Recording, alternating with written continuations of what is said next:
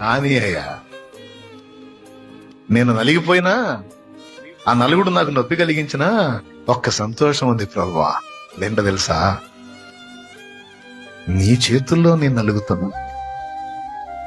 నన్ను నల్లగొట్టడానికైనా నీ చేతుల్లో తీసుకున్నావు చూడు.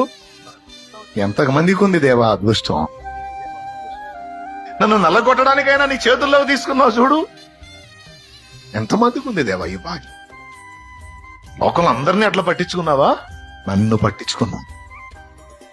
నన్ను పట్టించుకున్నావంటే, నా విషయంలో ఎంత కేర్గా ఉన్నావంటే నన్ను ఎక్కువ ప్రేమిస్తున్నావు. అందుకే నేను బాగుండాలని కోరుకుంటున్నాను. అందుకే నాలో లోపాలు ఒప్పుకోవట్లను, తట్టుకోలేకపోతున్నావు. అందుకే నన్ను కొడుతున్నావు, నలగొడుతున్నావు. ప్రాబ్లం లేదు, అదే నాకు ఇష్టం. చెయ్యయ్యా.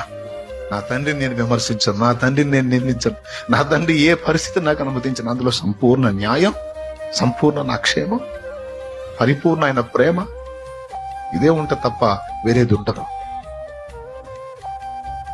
గనుక నేను ఇక వాటిని గురించి కలత చెందను, వాటి గురించి నేను ఆలోచించను.